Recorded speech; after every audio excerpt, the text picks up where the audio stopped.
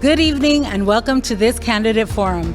My name is Ravine Jimenez and I am a member of the League of Women Voters of Benton and Franklin counties. The League is a nonpartisan organization that neither supports nor opposes candidates. In presenting these forums, it is our goal to provide opportunities for voters to become better informed about the people who are running for public office.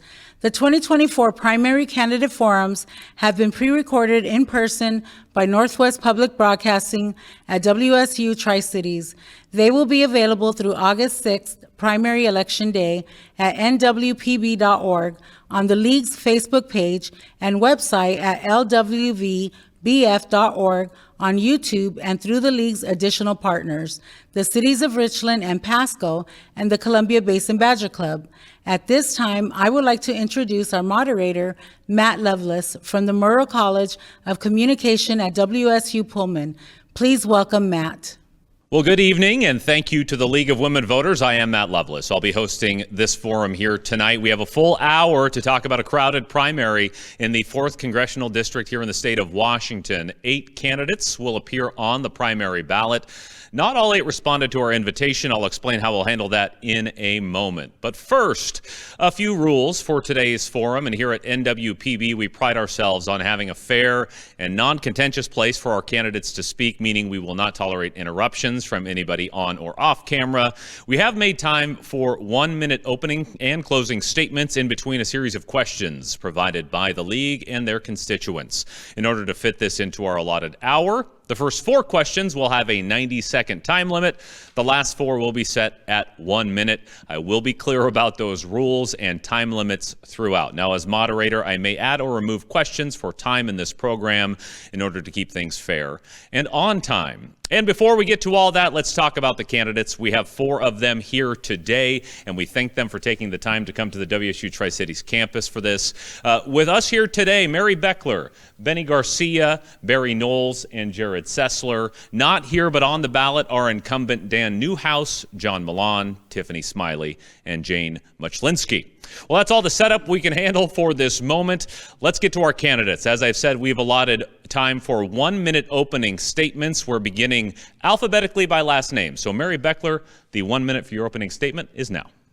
Oh, thank you so much. And I'm so grateful to be here. I'm grateful to the League of Women Voters for hosting this.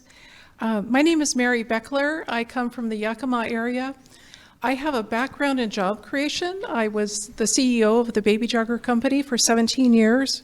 I've also worked as a community organizer and a planner in economic development for Yakima Nation.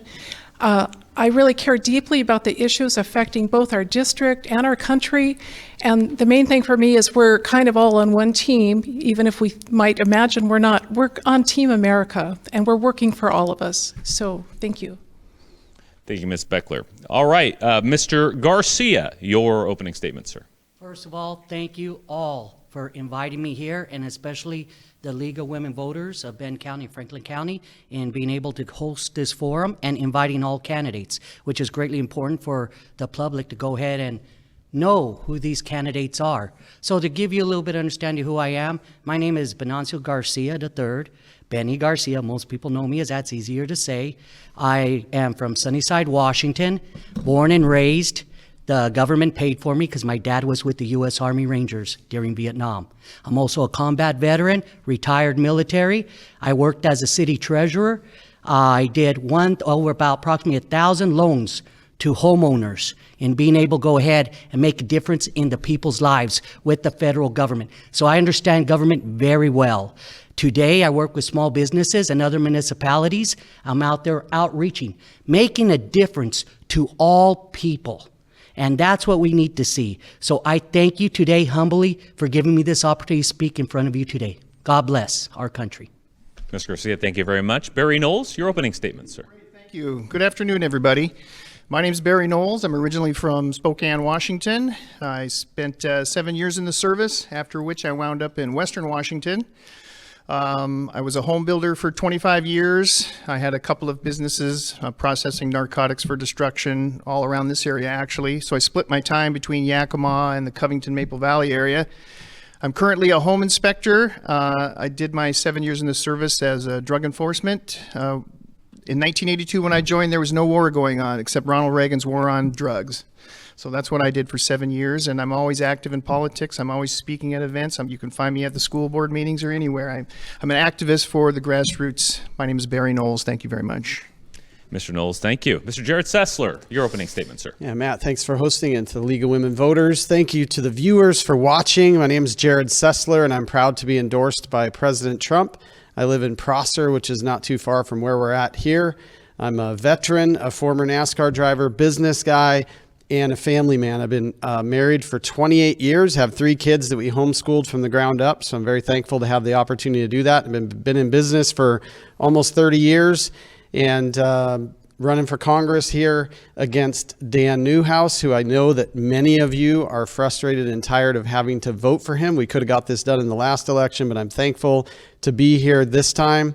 We need to tackle the inflation problem. We need to be able to afford life again. And of course, we're going to protect our dams. We've got some great ideas for how to be able to do that, and I'm willing to actually execute those. So thank you for watching today, and hopefully it'll be a good forum. Mr. Sessler, thank you very much. Thank you all for being here once again today. We'll get on to a round of questions here as we'll go alphabetically by last name, as I said, but then we'll give everybody a chance, or maybe the burden of answering first, depending on how you view that. So on to these questions provided by the League of Women Voters. Some of these come from the League, some sent into them by the general public. We do have a handful about specific issues in the 4th Congressional District. Later, we'll discuss some issues that you'd have to address in Washington, D.C. Right now, though, we've set aside time, 90 seconds, during which you can respond. There will not be rebuttals for this, but we do want to start with just how effectively you think you could do this job. The American public appears to become very discouraged when Congress doesn't work together to solve problems. So if elected, would you be willing to work across the aisle? And if so, and this is the key here, on what specific issues? We'll begin with Ms. Beckler. Responses here for 90 seconds. Oh, I would so be willing to work across the aisle. As I said before, I think of us as one country. I learned as a child from my father, who was a photojournalist and traveled everywhere, that America was like the greatest country on earth. And I remember him telling me how people would give up almost anything to have the chance to be an American citizen. So working across the aisle, that to me is customer service. I come from the background with a stroller manufacturing business. We had extraordinary customer service. And for someone to be successful in this position and get legislation done, they really need to be able to reach across the aisle.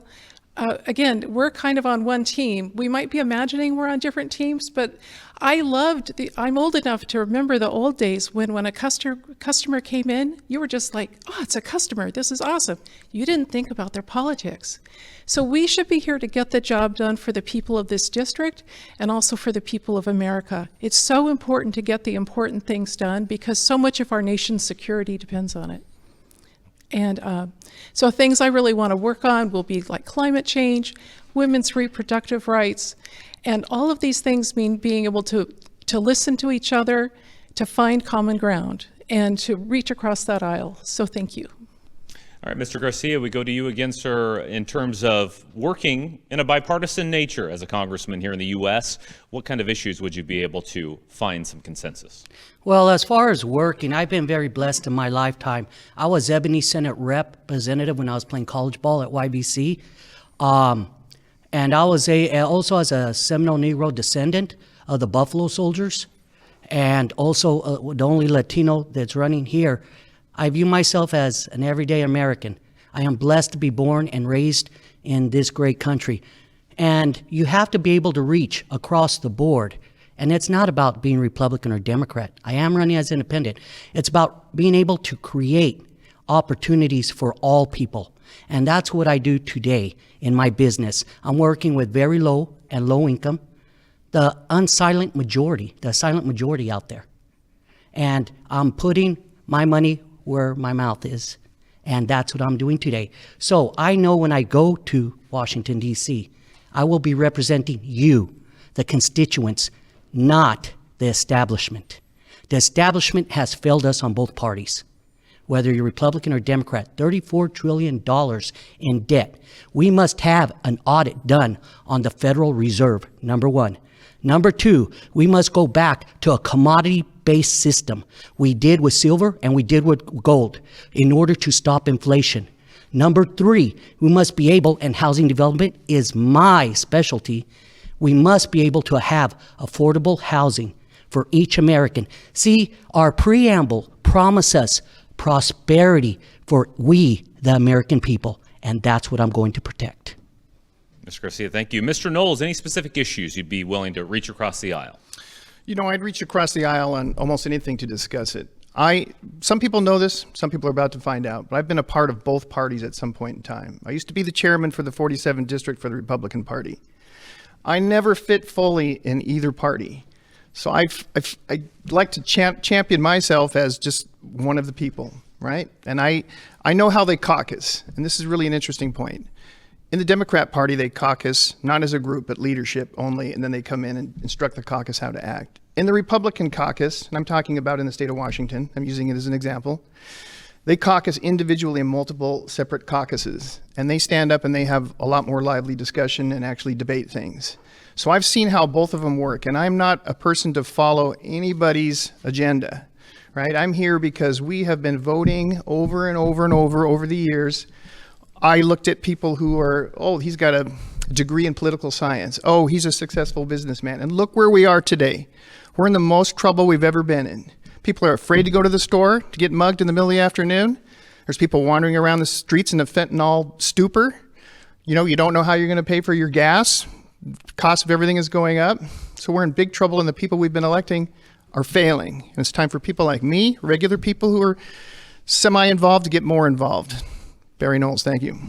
Thank you, Mr. Knowles. And Mr. Sessler, any issues that you can see consensus from both parties? Well, I think the first thing you have to do is define the rules of the game, and that starts with what are the dividing factors. And I think, you know, when you look at the Republican Party today, we've got division in the Republican Party. Our current Congressman Dan Newhouse doesn't have any friends in Washington, D.C. That's why the legislation and the work that he may want to do doesn't get done.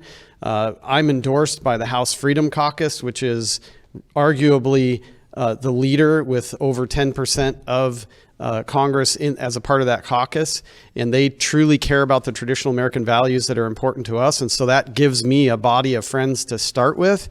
And then I think you have to look at the Democrat side and ask yourself, you know, how many of those people truly love America? Because you look at a lot of things that are happening in our country today, and a lot of them are destroying our country. And so it's important for us to make sure if we are going to reach across the aisle, we have to be reaching across the aisle to people who, first of all, care about this country and want to see its success. On January 4th of this year, I had the opportunity to debate with Dan Newhouse on a live stage, and there was a question about protecting the dams. I pushed forward what I would do as a solution. On January 20th, 20 days later, his office released the Dam Act, which is basically my suggestion in terms of what we would do to protect the dams. And my recommendation to the voters is just elect the person that has the ideas to get the things done that we want to get done and the ability to build relationships to be able to make that happen. Thank you very much, Mr. Sessler. All right, let's move on to question number 2 and talk about Washington State for a moment and a 4th district. If you haven't looked at the map, that spans our northern and southern borders. It's a big area of land here. And just going down the line, Mr. Garcia, you get to answer first here. What's your position on alternative energy sources? And would you support bringing more solar and or wind power to central Washington? Well, first of all, I welcome all alternative resources, whether it be nuclear, whether it be gas, whether it be solar. We have an abundance of much of those resources in the United States. And so I have thought greatly how we return back to a commodity-based dollar. We did do gold, we did do silver, and on our federal lands, we have an abundance of American oil. And I want to back our dollar with American commodity, energy-rich oil, real again. That will stop the rate of inflation. That will go ahead and strengthen the American dollar once again. And we would certainly break off the challenges of BRICS and be able to stop the gains of the Mexican peso on the American dollar today.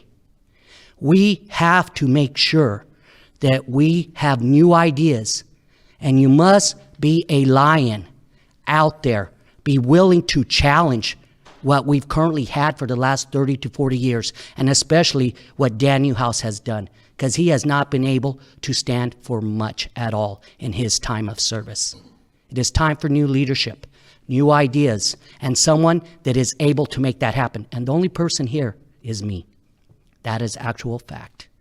But if we want to bring back our American dream, that is to use our energy resource that the Lord blessed us so much with, back our dollar with oil. And Mr. Knowles, same question to you in terms of alternative energy sources. Are you a supporter of solar or wind energy, or do you have any other ideas?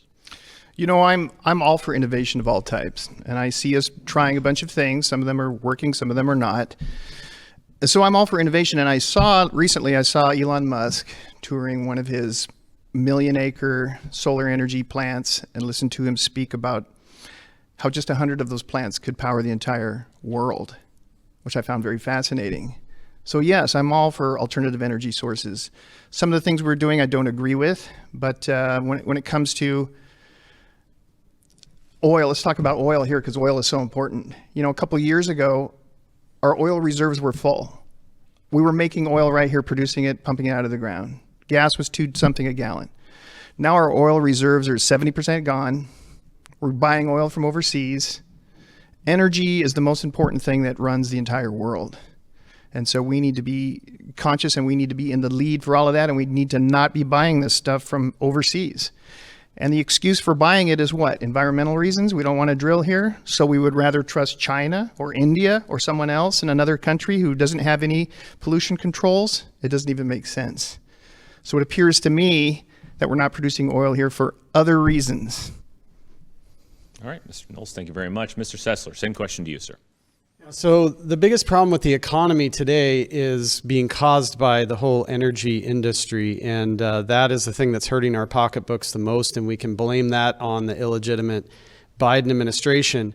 In terms of alternate energies, I'm totally open to them. I'm an engineer. I'm very thankful for a lot of the technology improvements. You know, there's companies like PNNL and others that are doing some great work. But Washington State is just not a good location when you look at the data for wind energy. There are other states where it does make sense. The bottom line is that we cannot be subsidizing these alternate forms of energy with government dollars. Those government dollars are our tax dollars, and they're being wasted, and the cost of our energy is going to go up as a result. And so we need to support our dams. Our dams produce about 60% of the energy that we produce here in this state. And it's very, very important that we protect those. We need to continue the research and development and expansion of nuclear power. It's the cleanest energy available. And then we just need to make sure that the PUDs have what they need in terms of throttleable energy. They get so much energy from certain sources, but the question with it always is, when is the energy available? And those PUDs need that energy for the spikes in the morning and the evenings. And so the bottom line is that human flourishing expands and increases with cheap energy. And so we want to make sure that we can afford the energy products that are available to us. All right, thanks, Mr. Sessler. Ms. Beckler, finally, that question goes to you on alternative energy sources. Oh, I love this question because I'm really for alternative energy sources. Solar and wind power are clean energy, and learning how to have more of them is going to create more jobs. A friend of mine that has a farm up in Yakima, she installed like just a couple of solar panels on the rooftops of some horse corrals, and her energy bill for a large farm dropped down to $600 a year. You know, she's got more energy coming in than she can use. In China, years ago, there were photos of apartment buildings, and every apartment building would have a solar panel hanging out of it. There's so much we can do with that, and that's going to create new green jobs. The Inflation Reduction Act that President Biden put in, that's putting money aside for states so that you can have solar, you can have wind power, and you can do this to help get us away from using carbon fuels. I'm glad that they talked a little bit about oil. Most people don't realize how much we subsidize oil. I ran against Doc Hastings in 2012. Doc Hastings, your congressman, over 20 years, he took in more than $1 million from oil companies, and every year he voted to continue their subsidies. Oil companies right now get $4 billion a year from you, the taxpayers, and these are the most profitable companies in the world. We need to fight climate change. Thank you. Ms. Beckler, thank you very much. All right, let's move on to question number 3. An ongoing conversation here, in fact, 35 years in the making now, is Hanford. It could run for president this year. As cleanup at the Hanford site continues and becomes more expensive and the nation's attention is really focused elsewhere, how would you bring it to the public's eye to continue to get necessary funding to keep that cleanup going? Mr. Knowles, you start this time. You know, that really entails keeping it in the media. Everything is media driven now. So if you can't access that, you're not going to get what you need on any subject. And so how do you bring media attention to that? Well, you need a representative that's standing out there, it's visiting there and bringing people with them. You need to reintroduce it to the media, talk about everything that's going on there and what's needed. And then you got to go back to Washington, D.C. and talk to all the departments you need help from and continue that message there. All right, you ceding your time here, sir? The remainder of your time? Well, unless I can just go talk about something else. I want to talk about Hanford cleanup, but if you have nothing further there. Well, it's an ongoing thing. It's going to go on forever and ever. It's not something we can get rid of or forget about. We can't just launch it into space. So the necessity is definitely there. The money is there. If we can give how many billions to Ukraine for a war, we've got money for Medicare, we've got money for Social Security, we've got money for Hanford cleanup. Don't be fooled by politicians telling you we can't afford that. Obviously, you can see how they're printing money, we can. And it just needs to be brought to people's attention and whipped. Keep it at the forefront is what you're saying. Keep it at the forefront. All right, Mr. Sessler, let's turn that question to you. How do you keep that issue at the forefront to get the necessary funding for it to continue? Yeah, I think that falls at the heart of what we really need our congressmen to do. You have 435 congressmen in Congress, and each of them really is a channel of information, and you need to be good at being able to articulate that information. The Hanford project started in the 40s. It was very vital. There wasn't a lot of, let's say, necessary standards back then for how things were captured, how contaminants were captured and things like that, but we've improved that greatly. And we have about $3 billion a year coming in just from the cleanup project into this area, which is vital and it's important. We need to continue to make sure that the people understand that and the other representatives in Congress understand that, so we keep that money flowing to make sure that we can protect the American people from what's happened here and continue to innovate new ideas. But the thing that a lot of people don't understand is that the cleanup project is actually just a small portion of what's happening at Hanford. There's a lot of engineering that's happening specific to nuclear energy, but also other uses and other forms. And there's also projects to be able to try to figure out how do we use this nuclear waste in other areas to support the American people. And so I think understanding it is important. I'm an engineer, so it's easy for me to understand this stuff, but then being able to articulate that to the American people to make sure that they understand it will make sure that we keep that project going and we keep the people employed and keep the project safe. All right, thanks, Mr. Sessler. Ms. Beckler, same question to you. So I think it's really essential that the U.S. government honor the agreements that have already been made, and the funding has to be put through for that so the cleanup can happen. It's essential for the safety of this region here nearer to Hanford, and it's essential for our nation's security.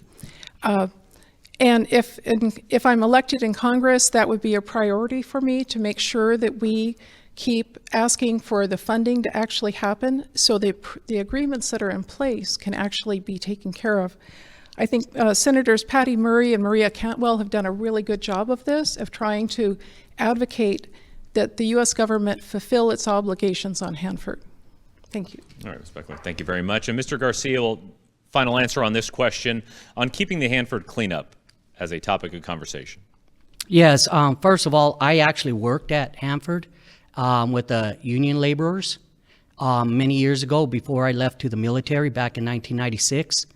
And I asked my father, who I was fortunate enough to be able to work with at the site, I go, wow, that semi's out there, it's being buried. Why? It looks so brand new. Why? What are they doing to this? Well, too much radiation. Then you find animals that are dead. They go ahead, dissect it, determine what the radiation levels are on the reservation for those animals.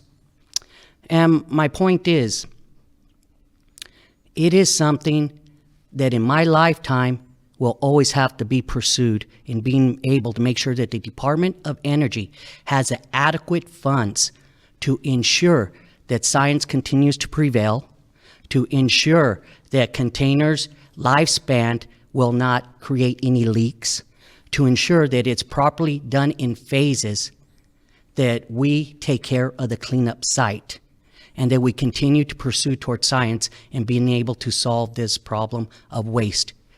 It has led, to the protection of the United States. Hanford has, during World War II. The reason it was there was for unfortunate reasons, because we had a madman in World War II that was wanting to take over the world, Hitler. And we must never forget how important and how critical Hanford is to all of the United States and its freedoms. So I will be out there waving my banner, remembering, keep your promise, because when you needed us, the people here, we answered the call. And today we're asking you to make sure that our river is clean, that the containers don't leak, and that the people continue to have those jobs through Department of Energy for safety. All right, Mr. Garcia, moving on to number 4 here. Our fourth question, we do want to talk about immigration, but more specifically how it affects people who work here in the 4th Congressional District. Of course, the agriculture industry in the district depends on workers who often come to the U.S. from other countries on visas. What's your position regarding immigration as it relates to this issue? Would you advocate for farmers or the workers? Why or why not? Mr. Sessler, you're up first here. Yeah, thank you for the question, Matt. It's very important. Farmers feed America. We've got lots of farmers, lots of cattlemen, lots of dairymen here in Washington, in central Washington, that need to be protected.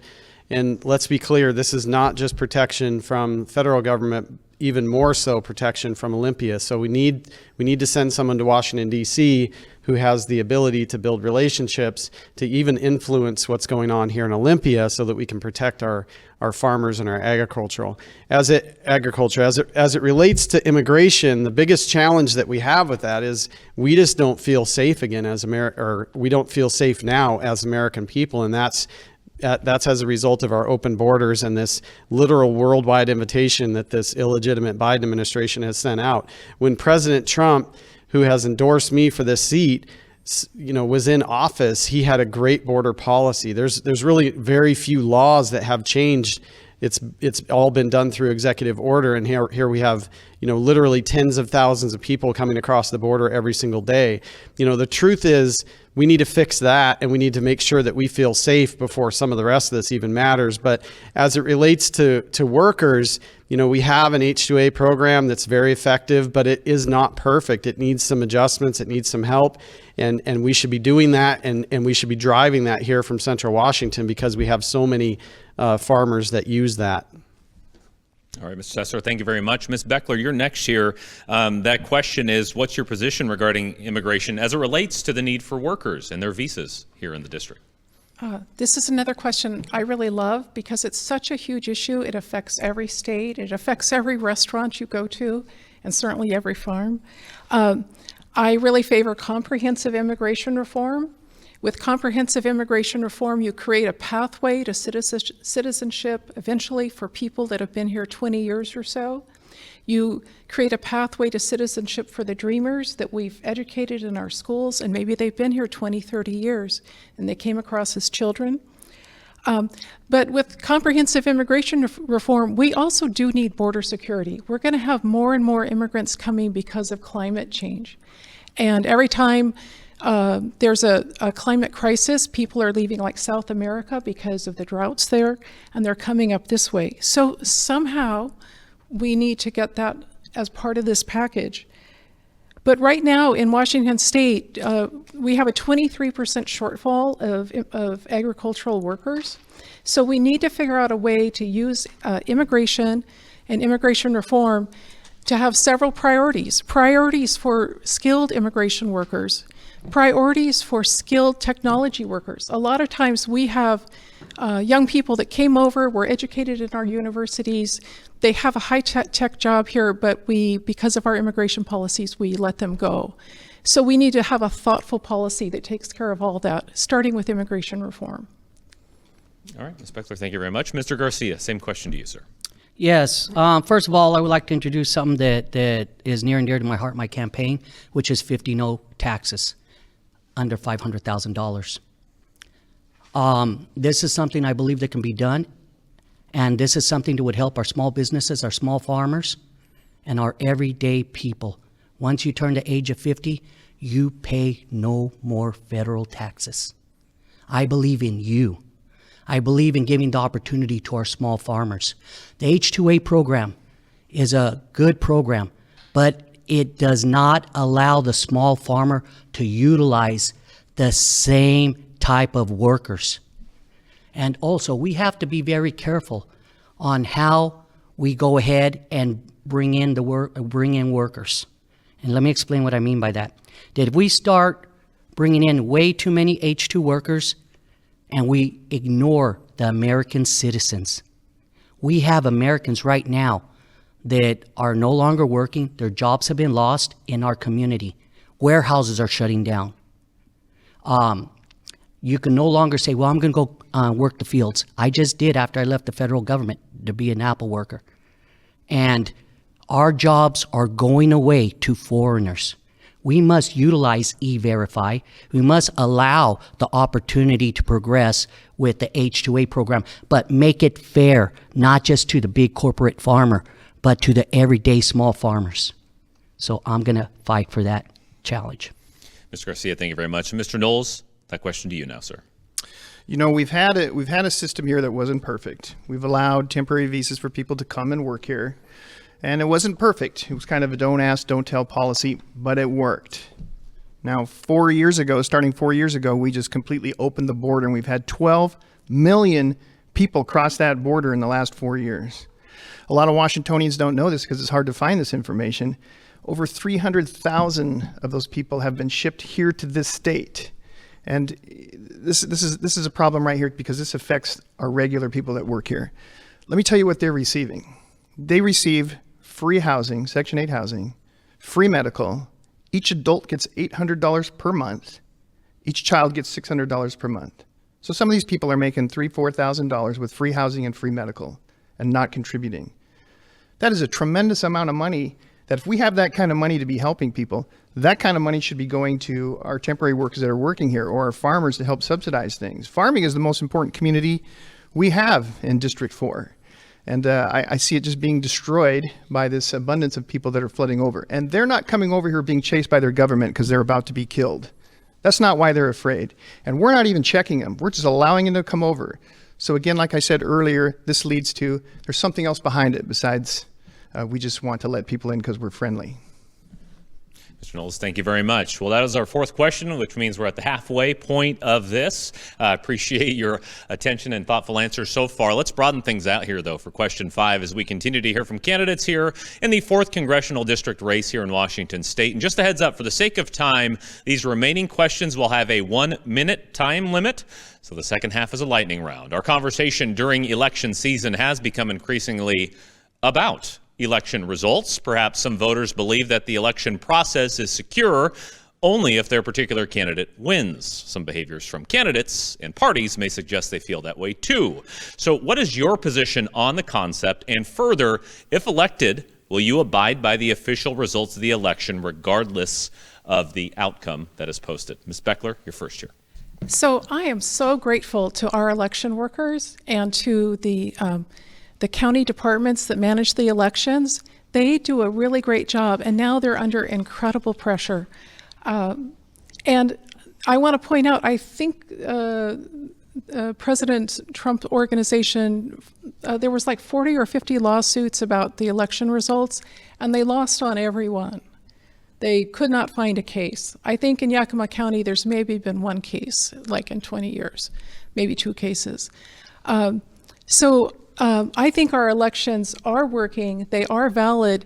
The one thing that isn't working is there's a whole disinformation campaign about, oh, all the illegals are voting. No, they're not voting. It's a felony to vote. They're hiding. They would never vote.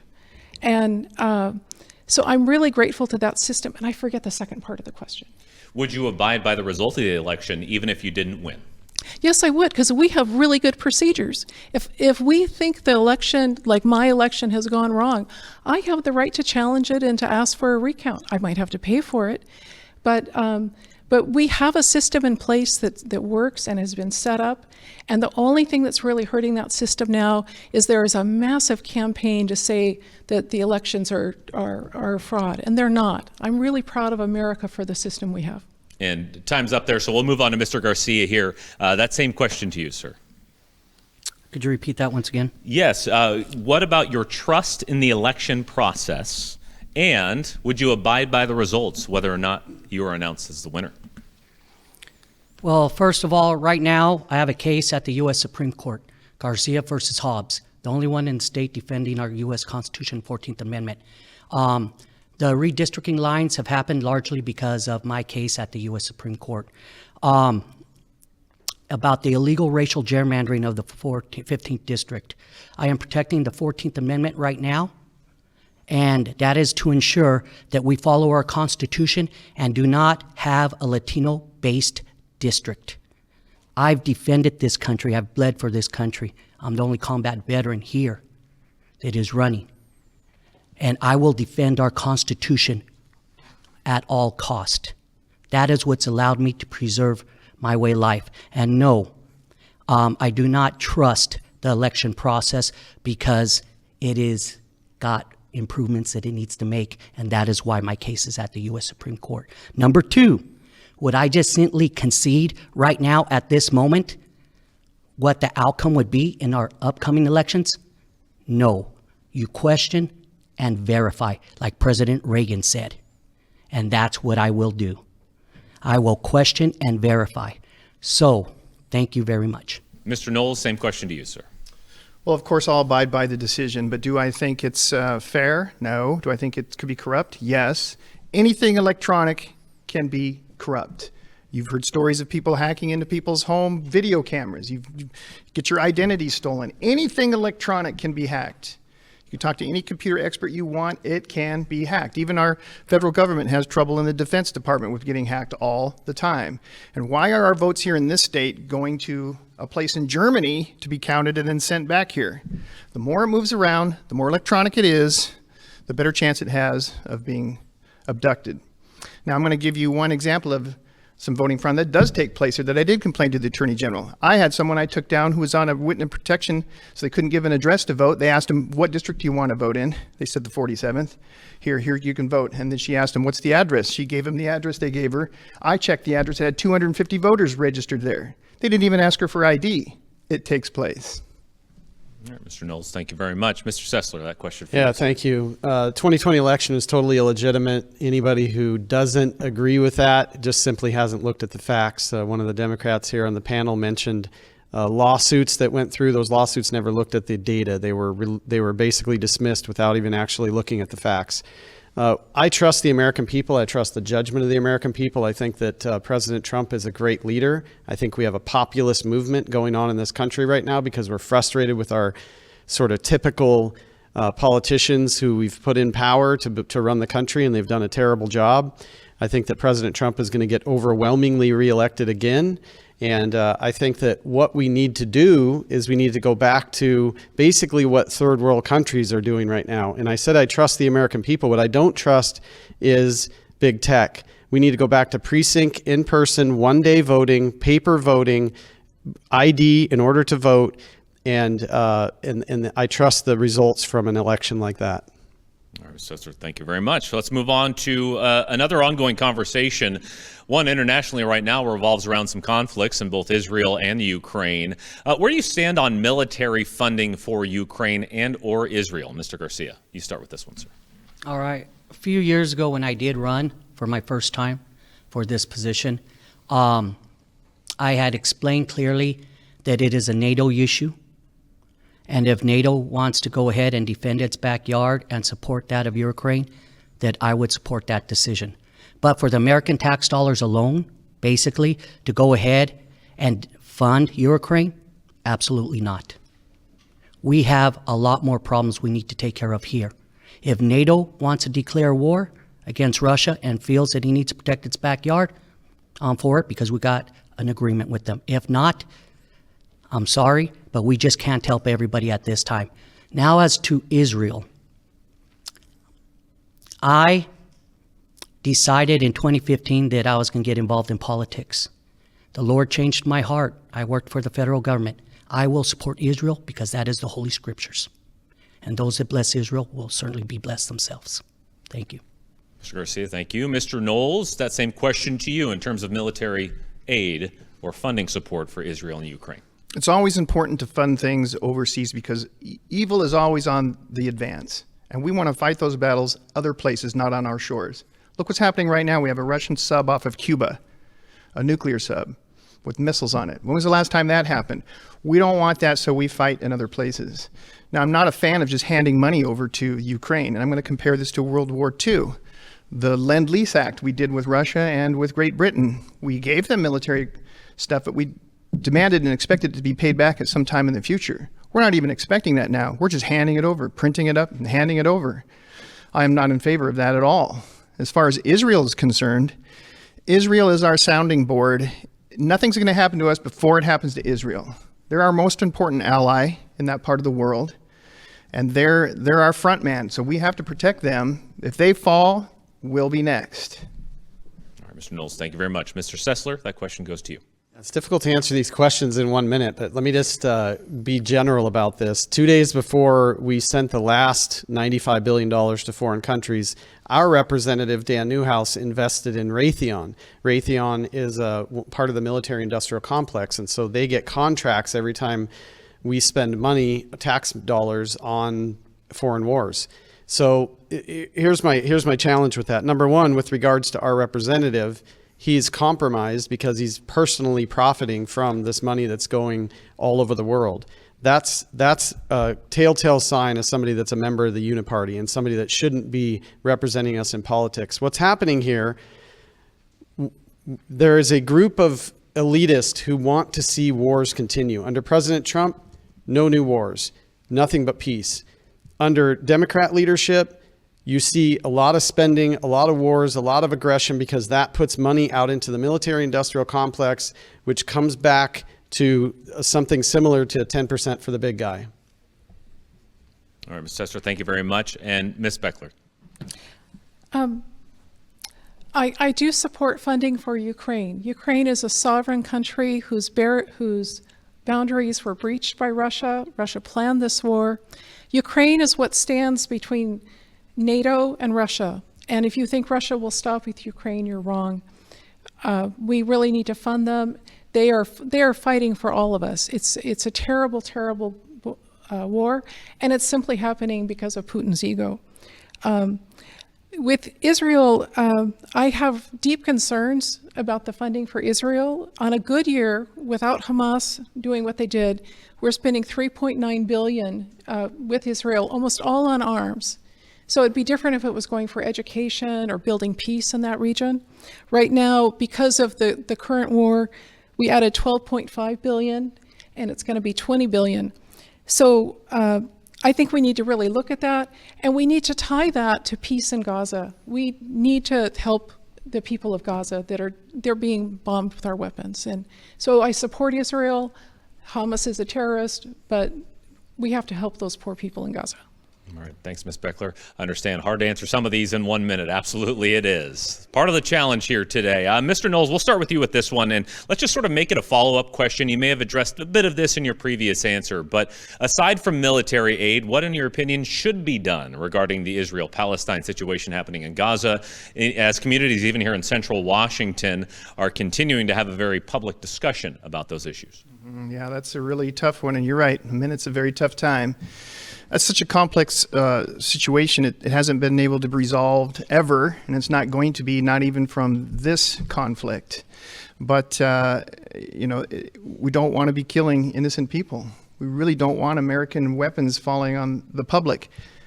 And with that said, here's the tough part. Hamas fights from within the civilians, and they will not leave.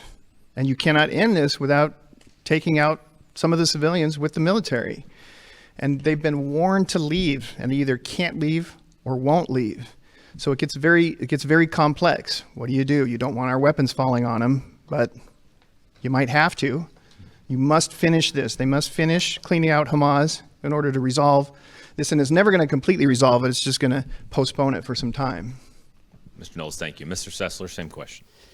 Yeah, so first of all, let me just say that the two-state solution was never going to work. I was a kid when that was originally enacted, and I remember looking at the TV thinking, why are they doing that? It makes no sense. And I certainly hope that Israel does not succumb to some kind of a future with that. The Palestinians are welcome to go to many other countries around there, Jordan, for example.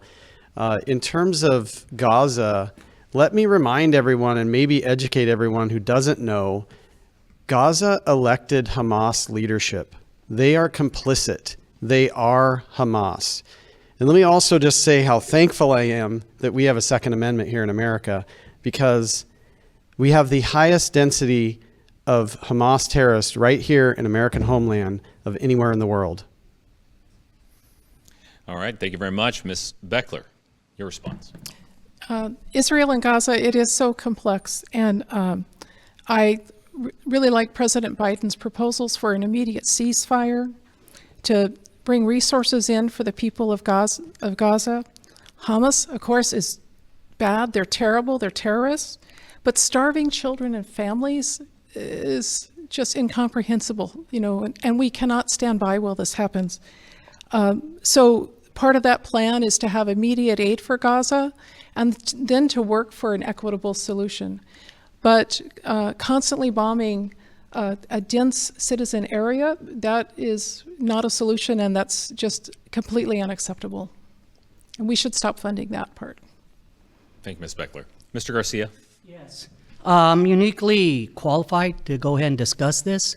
I've been in the Middle East. I've been in combat. I've seen what war does, and all people want to do is live their everyday lives normally. Unfortunately, the Middle East has a lot of problems, but there are hopes. The Abraham Accords was successful. The other was 1979, Anwar Sadat for Egypt, when he signed the documents and peace treaty between Israel and Egypt. There is hope. But as far as defending their country, the Palestinians had an opportunity in 1948 to have its own nation, and it chose war instead of peace. That is their failure. Israel has been attacked 1968. You have rockets and suicide bombers constantly hurting their civilians and way of life. Let them finish the war. Mr. Garcia, thank you very much. All right, let's move on to our eighth and final question before we get to some closing statements here. On balancing the budget, the U.S. has not had a balanced budget, including surpluses, since Bill Clinton was president. Since then, other presidents have tried reducing the taxes for the wealthy, known as the trickle-down effect, or attempting to tax the wealthy or corporations and more.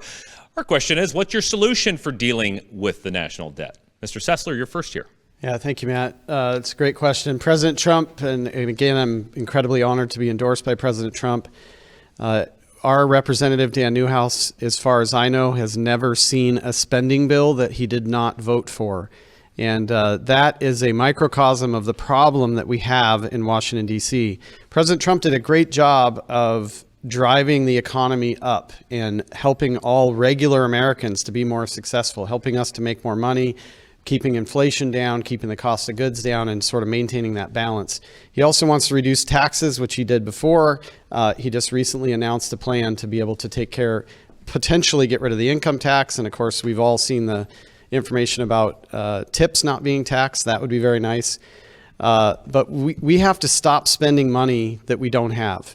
The Congress has to change their mindset with regards to spending to a balanced budget. All of us do it in our homes and businesses, and I think it's an embarrassment for every single representative in Congress to vote for anything that isn't a balanced budget.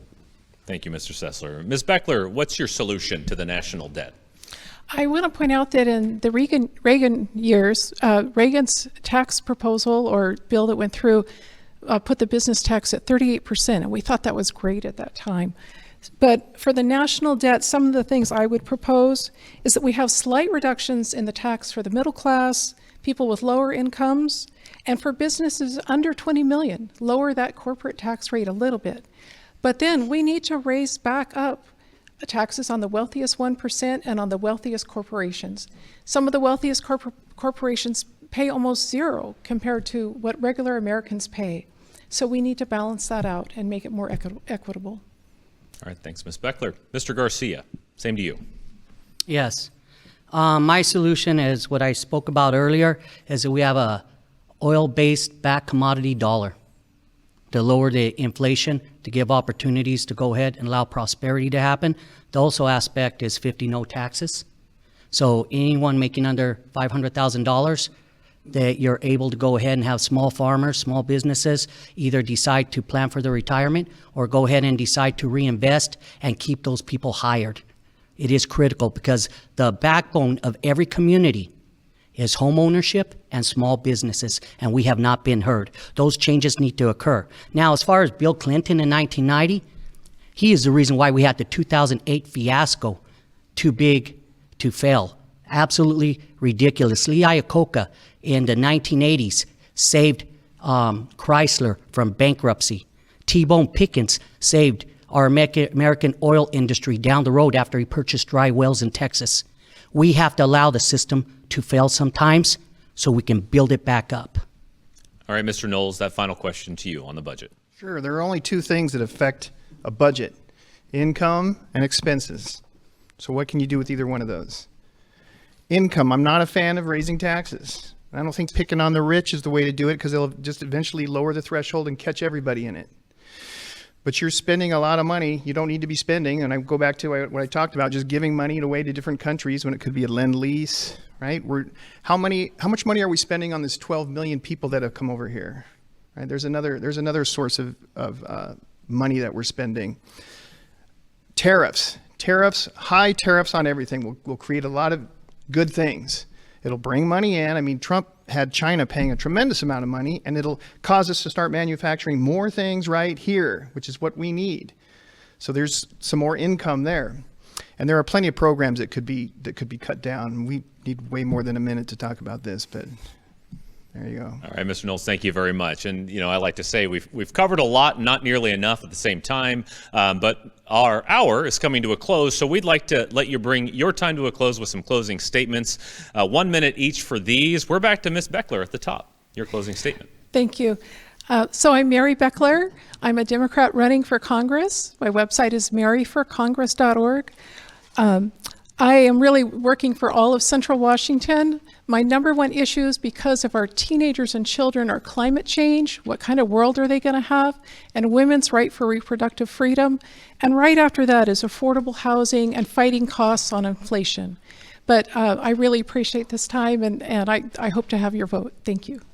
All right. Thank you, Ms. Beckler. Mr. Garcia, your closing statement, sir. Yes, once again, my name is Bonanza Garcia. You'll see me on the ballot as Benny Garcia. Most people know me that as I grew up.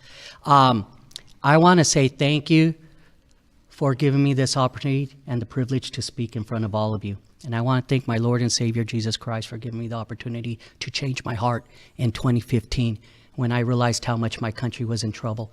The background that I have is actually working for federal government for over 10 years, seeing how government actually works, seeing what actually doesn't work, seeing how to go ahead and allow affordable housing, seeing how we can go ahead and improve on that and live the American dream.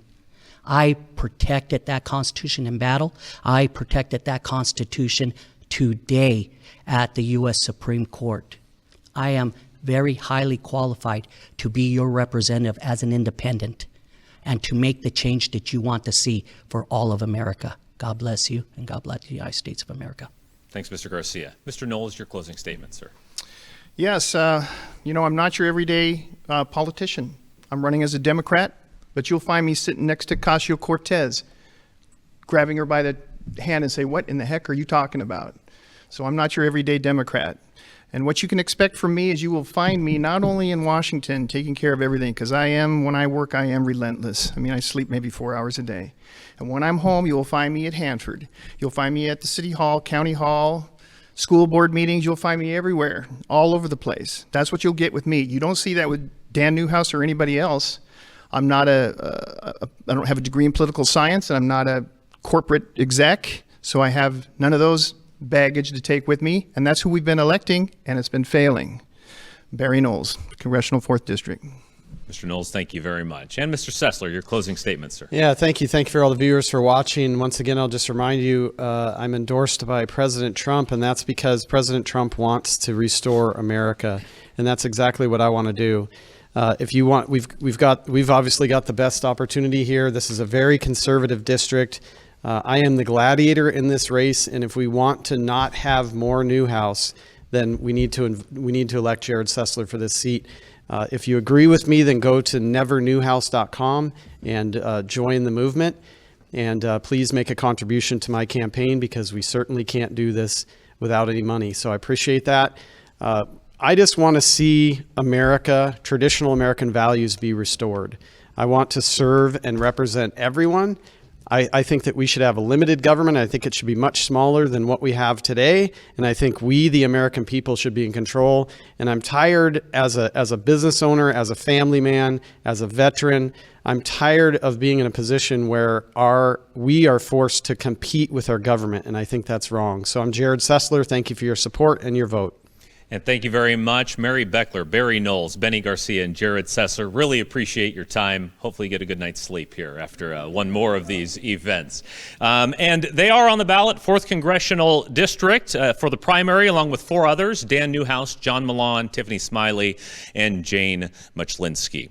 Now, a reminder here, the primary here in Washington is on August 6th with some key dates leading up to it. If you're not registered to vote by mail, that deadline is on July 29th. You can register in person all the way up to Election Day, and we do encourage you to vote. That does it for this hour of our Vote 2024 primary coverage. If you miss anything from this program, you can watch the archive stream of it on the Northwest Public Broadcasting YouTube channel. Also available on the League's website and YouTube channel, the Columbia Basin Badger Club, and the cities of Richland and Pasco. There we also have the recording of our live coverage of this year's Attorney General race.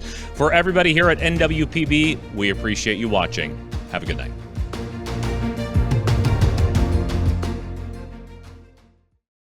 La Liga de Mujeres Votantes de los Condados de Benton y Franklin presenta Es hora de votar.